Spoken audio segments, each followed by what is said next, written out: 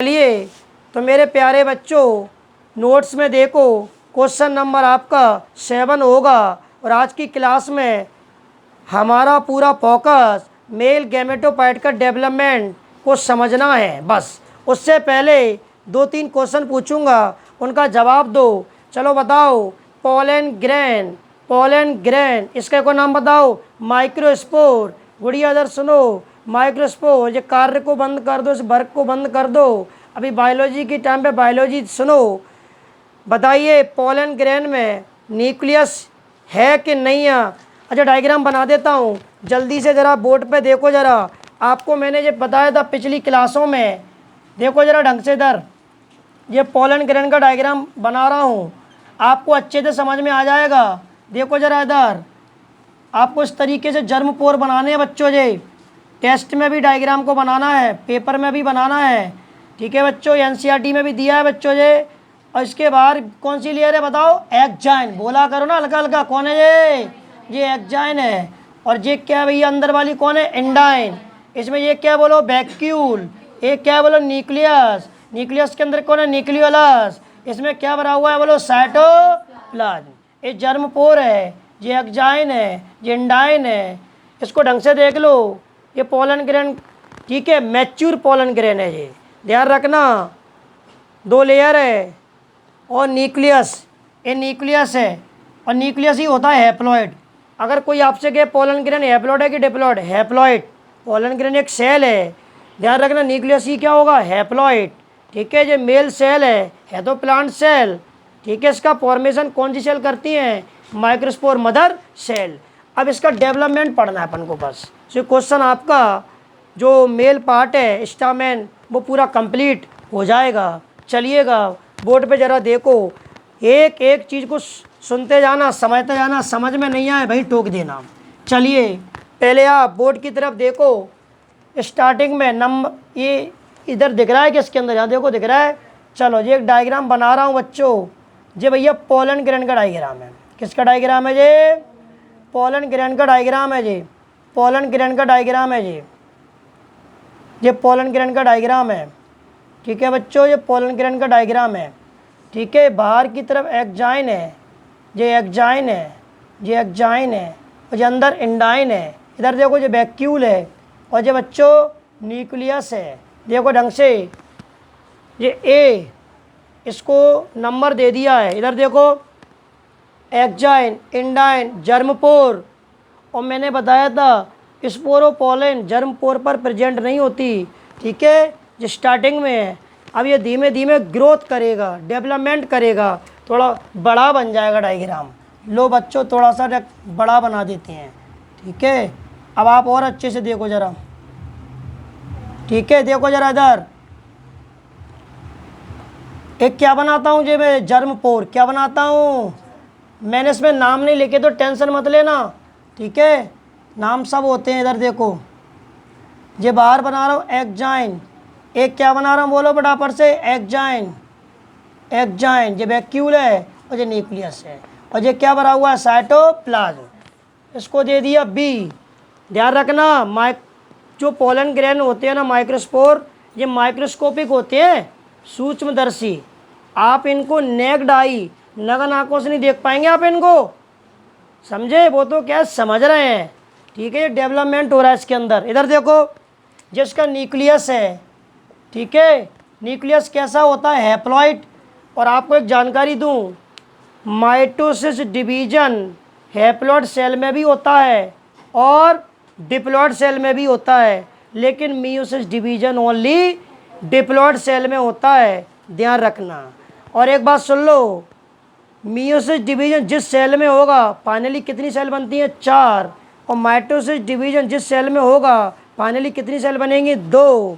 लेकिन एक ध्यान रखना, माइटोसिस डिवीजन जिस सेल में होगा नंबर ऑफ क्रोमोसोम सिमिलर रहेंगे ऑफ स्प्रीन और पेरेंट्स में, ध्यान रखना इस बात का। चलिए तो बताओ इधर देख के, इधर देखो फटाफट से। पोलन ग्रेन में जो न्यूक्लियस है वो कैसा है? हैप्लॉइड। तो बोलो माइटोसिस डिवीजन होगा कि मियोसिस? Mitosis division. इसका एक और नाम है बताओ? Mitotic division. क्या बोलेंगे? चलो भैया, तो तीसरा डायग्राम बनेगा। कौन सा बनेगा? तीसरा डायग्राम।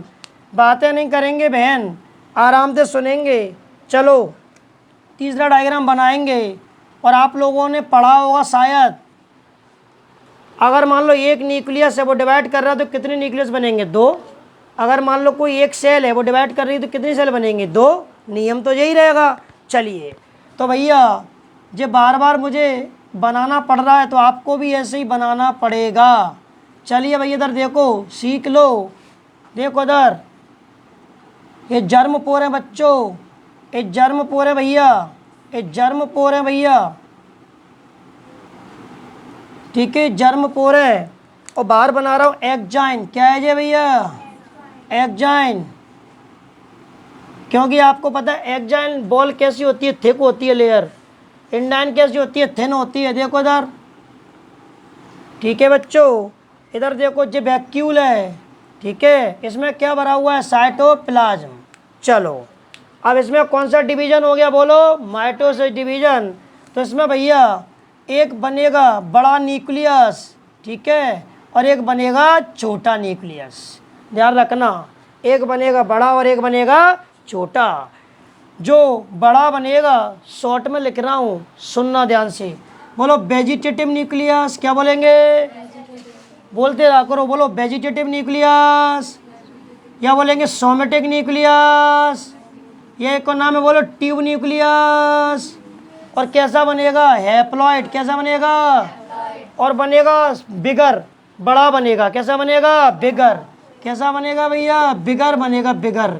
बड़ा बनेगा, लार्ज बनेगा। और देखो ये छोटा बनेगा, उसका नाम है जनरेटिव न्यूक्लियस। क्या बोलेंगे? वो बोलो हैप्लॉइड बनेगा। कैसा बनेगा? और कैसा बनेगा? स्मॉल। क्या बनेगा ये बच्चों? अभी इनको सेल नहीं बोल सकते। सेल तो इनको तब बोलेंगे इनके अराउंड में साइटोप्लाज्म आ जाएगा और इनके अराउंड में लेयर बन जाएगी, तब इनको सेल बोलेंगे।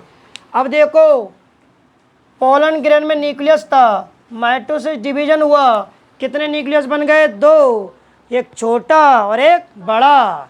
चलिए इधर देखो डायग्राम बन गया सी।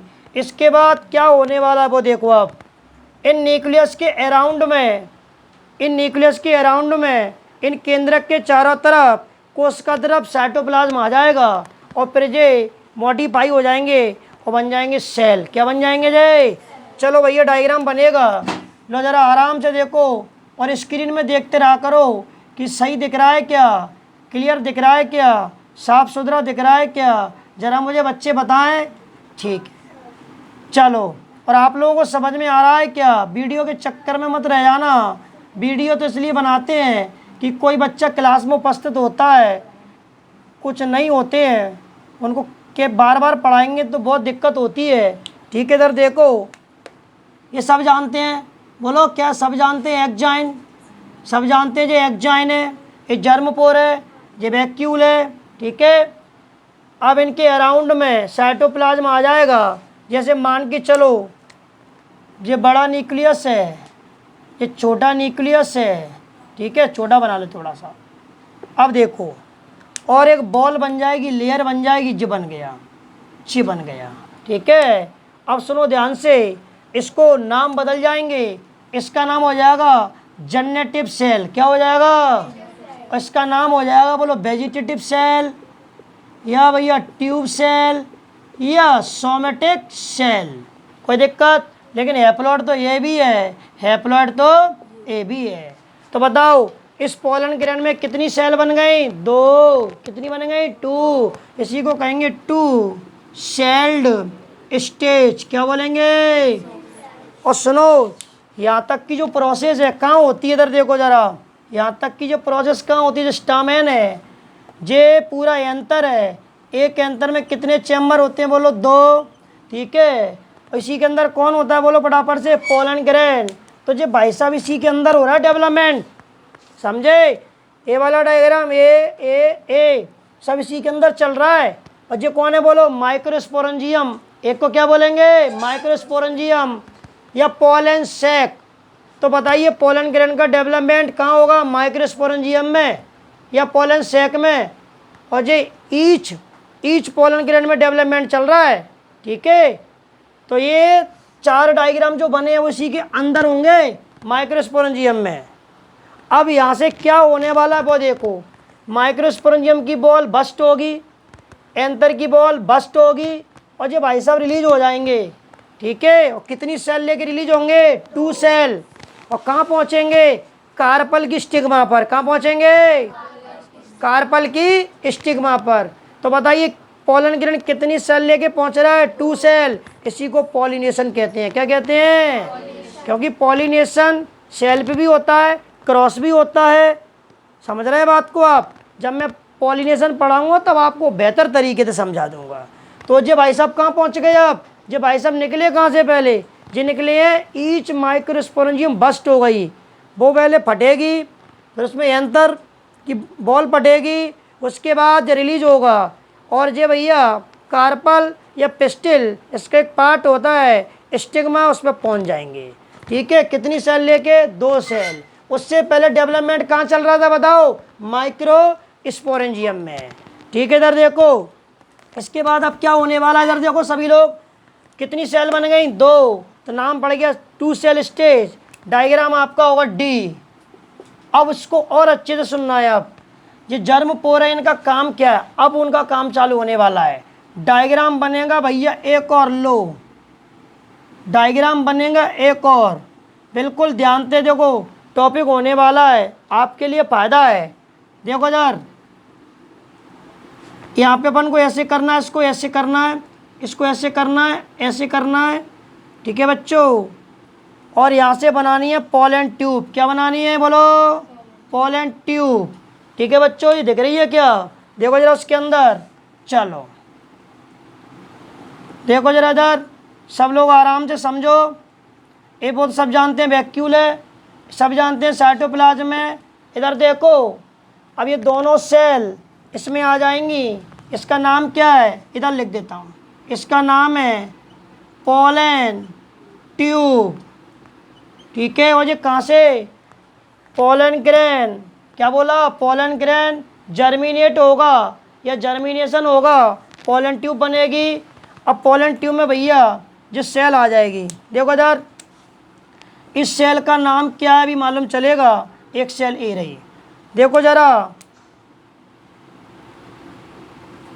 थोड़ा मार्कर वैसा चल रहा है, रुको थोड़ा दूसरा चेंज करने दो जरा। ए लो, और इसमें ए रहा। ठीक है, इस सेल का नाम लिख रहा हूँ, बोलो कौन सी है? सोमेटिक सेल या ट्यूब सेल या बोलो वेजिटेटिव सेल। और ये कैसी होती है? हैप्लॉइड। ए कौन सी बोलो बराबर? Generative cell. ए भी कैसी होती है? हैप्लॉइड। ये छोटी है और ये बड़ी है। एक बात ध्यान रखना, पोलन ट्यूब को लंबाई में इंक्रीज करने का काम कौन करती है? Somatic cell. सोमेटिक सेल का क्या काम है मैं आपको बता रहा हूँ, बस उसका एक ही काम है, पोलन ट्यूब को इलोंगेटेड करना, पोलन ट्यूब को लंबाई में बढ़ाना। समझे? बस उसका कोई काम नहीं इसके बाद फिर। ठीक है, अपना काम कर देती है, पोलन ट्यूब को लंबाई में बढ़ाती रहती है। और पोलन ट्यूब कहाँ से बनती है? जर्म पोर से। कहाँ से बनती है? ये जर्म पोर है, ये जर्म पोर है, ये जर्म पोर। इधर देखो अब एक और डायग्राम बनेगा फाइनल। ठीक है, डायग्राम कौन सा है? ये डी के बाद ई। अब देखो क्या होने वाला है, दिख रहा है क्या क्लियर? देखो जरा इधर जल्दी से देखो, दिख रहा है क्या क्लियर? चलो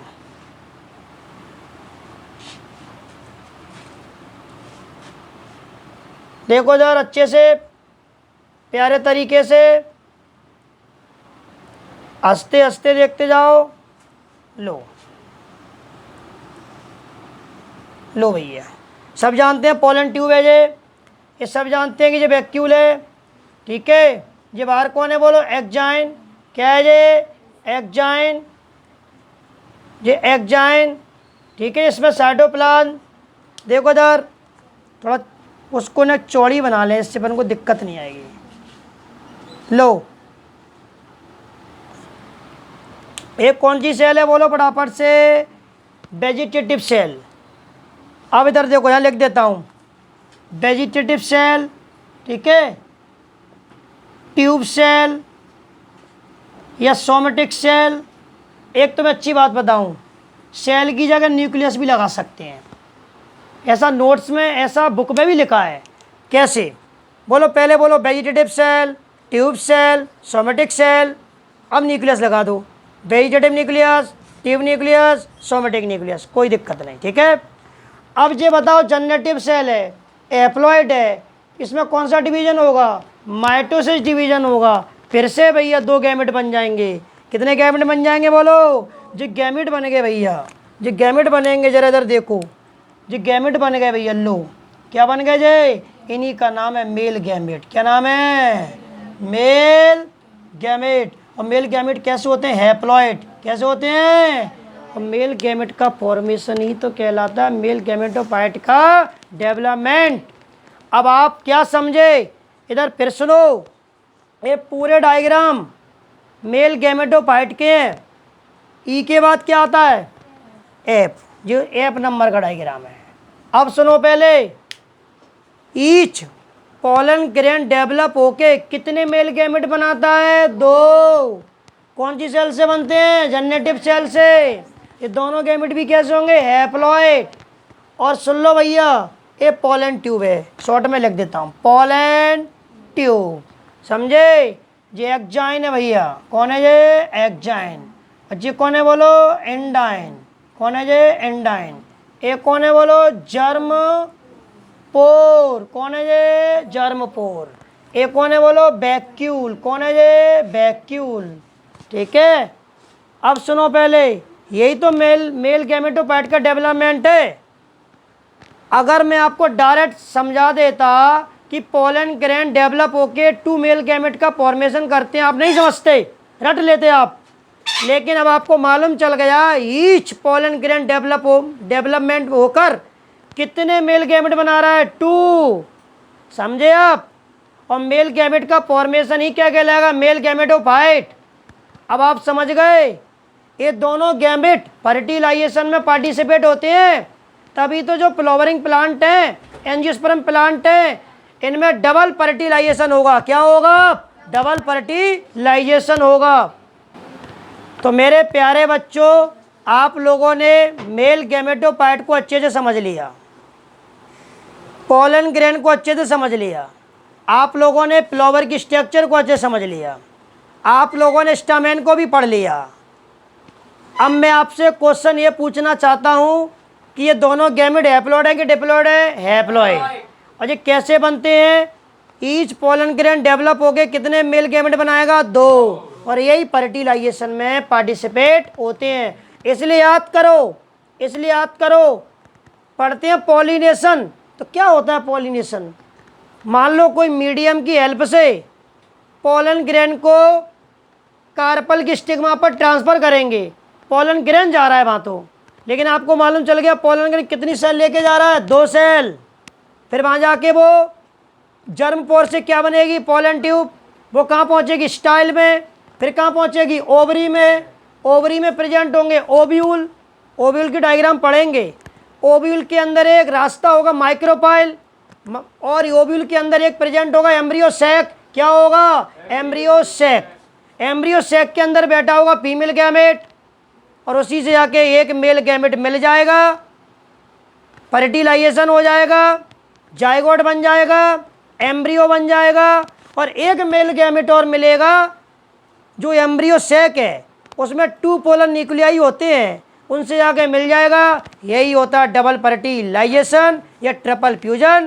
और मैं आपको बेहतर तरीके से पढ़ाऊंगा डबल फर्टिलाइजेशन, आपकी नसों में, आपके दिमाग में और दिल में ऐसे प्रवेश कर दूंगा कि आप डबल फर्टिलाइजेशन को रटेंगे नहीं, सीधा याद होगा।